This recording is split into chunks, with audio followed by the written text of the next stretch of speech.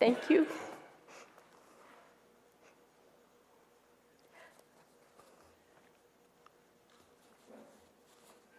Thank you all for coming to honor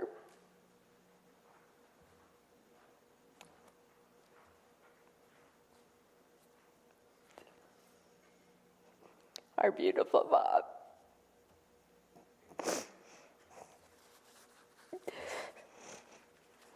She was an extraordinary wife, mother, grandmother, great-grandmother, and dear friend to all of you. She loved big. This was Mom's little red suitcase. And if it could talk, what wonderful, wonderful story it would tell. She packed up, when Mama received a full ride to Temple University School of Nursing, she was beyond grateful. She packed up all of her belongings in this teeny tiny red suitcase and headed from the tiny town of Freeland, Pennsylvania, to the big city of Philadelphia, PA. Can you imagine fitting all of your belongings to go to college in that teeny tiny suitcase? At best, a student nowadays could barely fit his laptop in there. Maybe his underwear, too. Today, her little red suitcase symbolizes the many virtues and talents of Mom.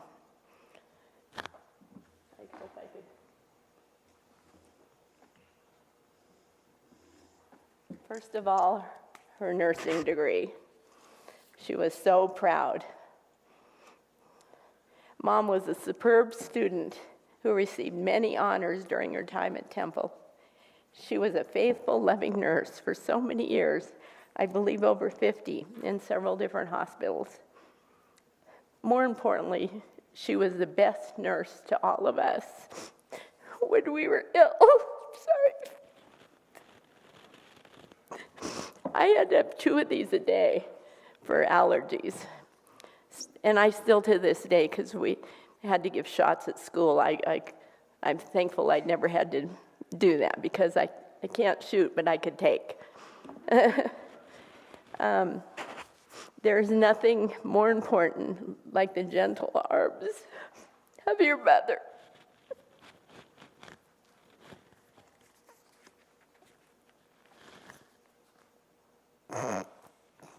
That she gave me even on her last day on earth, in her hospital bed. She was hugging me. She was nursing me. She was a blessing to those of us that were ill in her family every day, mentally, spiritually, and physically. As all of you know, Mom was an extraordinary baker. She loved to cook and bake.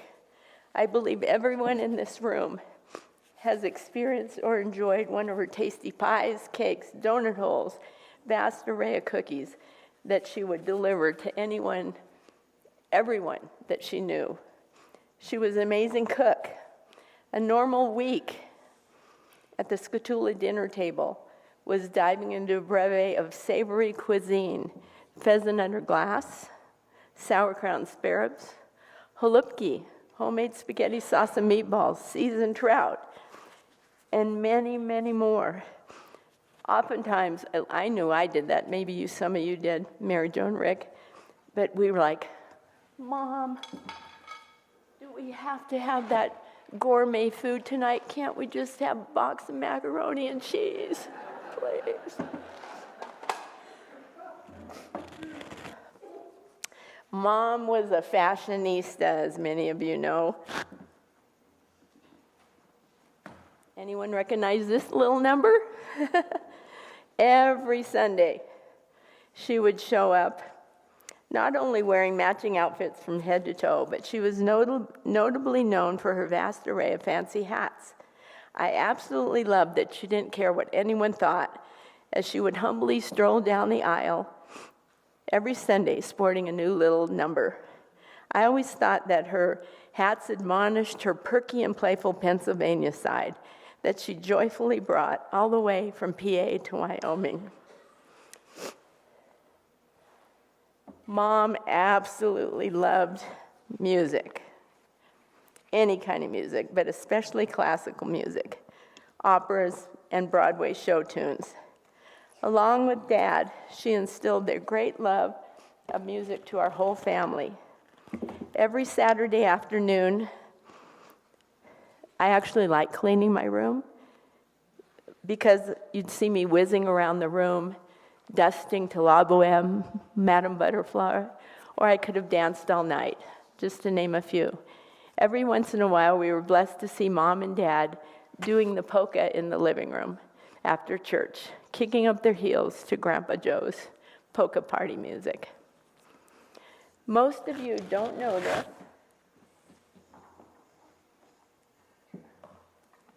but Mom was an extraordinary artist. Where'd I go? Sorry. When I was young, she would entertain me with her profile drawings of glamorous women. She could whip up a drawing in a minute or two with a zig and a zag and a ta-da. And over the past 9 years, I had the blessing of teaching Mom one-on-one a few of my art techniques. She was an excellent, very intentional student. And if I gave her a grade, it would always be an A+. When you go to the lunchroom downstairs, the reception for lunch, Mom had over about 20 designs over the years that I framed or matted. And I thought it'd be fun to, as a gift from her, to print some of those for you. So please take a packet of her cards home. They're for all of you. If you're not going to the reception, we have some available in the narthex. She would be thrilled that you enjoy those. Marty had, as you know, a hysterical sense of humor. Over the past almost 4 years she lived with us, she was constantly coming up with, I lovingly termed Martyisms. And I wanted to share a couple with you today. Here's one. As Mom is dozing off for the night, she slept with me for 4 years, and it was just really touching because she loved physical touch, and I'd reach over and hold her hand, and she'd say, thank you, thank you, thank you. And then she'd sometimes fall asleep, sometimes sing, sometimes say, I want to get out of here. But one night she was ready to doze off. All of a sudden she breaks into song, God bless America, land that I love, from the mountains to the cherries. Oh, I love cherries, especially my cherry pie. To the oceans, white with foam, clunk, and she falls right asleep. While Mom is watching the Suitcase Girls on Deal or No Deal, remember that show? They'd stand up there. I used to be one of those girls on that show. I only lasted one day, though, because I hated wearing those skimpy little dresses. As Dick is serenading Mom at breakfast, Mom says, who in the world is Mr. Bojangles? And why would he want to dance with me? I had a couple, my little doll Penny I brought home with me, but I thought it'd be fun to bring her out when Mom was living with us. So we'd set her on the kitchen table while she was having breakfast, and she's just like Chucky. And Mom goes, she's just eating, all of a sudden she goes, who is that little twerp? And why does she keep staring at me? Oh, she just had, it was so funny because just out of the blue, these things would pop out. Speaking of Dick, I wanted to publicly thank him.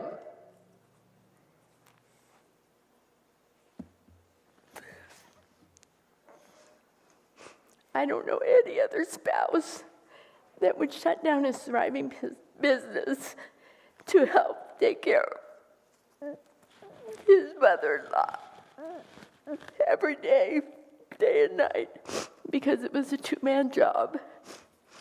And he did it without complaining. Well, except for once.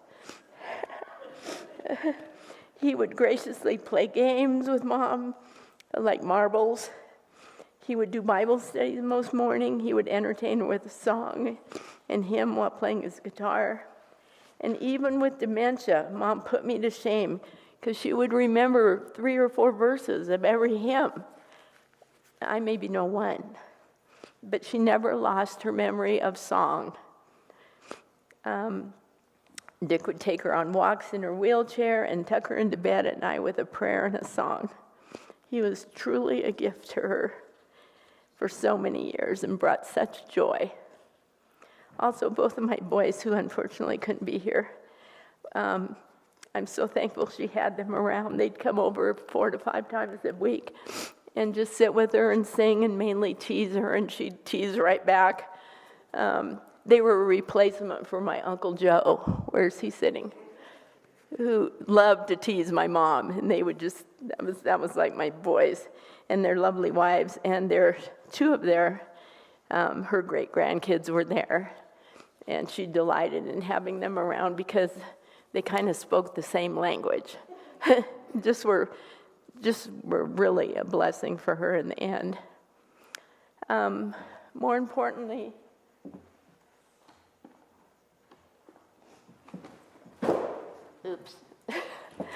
was Mom's Bible.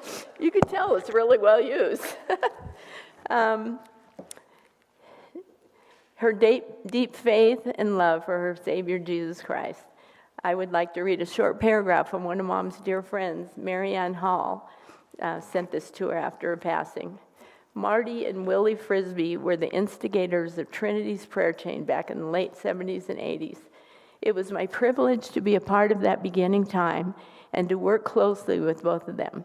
Those 2 prayer warriors were such strong believers and mentors to so many of us. We moved from Sheridan in the early 2013s, and I've not found such a special prayer group again. Somehow those 2 special ladies and the Lord at the helm, our small group passed along many, many thousands of prayers for many people, and we were evident of that. I used to tell people in Seattle, when my mom prays with her prayer chain, the roof actually raises off their church. It's so powerful. She leaves an undeniable giant legacy of faith, hope, and love to all who are blessed to know her. She was always in prayer. She was unwavering in her faith. She remained a prayer warrior until the very last day with us. In her last years living in Bellevue, she continued to bless so many, both old and new friends, throughout our adventures in Seattle and beyond.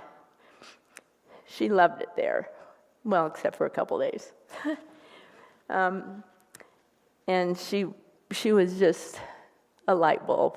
We'd walk through the mall just for a walk on the rainy day, and she was like, hello, hello, oh, hi, and people would say hi back, and it just made her come alive. I wanted to share one more Martyism. It was about a year ago. We had just had a cardiologist appointment, and he loved her. He called her a little whippersnapper with spunk. And she showed spunk because when we walked out, we were still wearing masks. And in the, I'll pretend you guys are all the patients waiting for the doctor. We walk out and Mom's in her wheelchair. And she looks at the first person. Trust and obey, for there's no other way to be happy in Jesus, but to trust and obey. And then she bows, and we walk off. Thank you.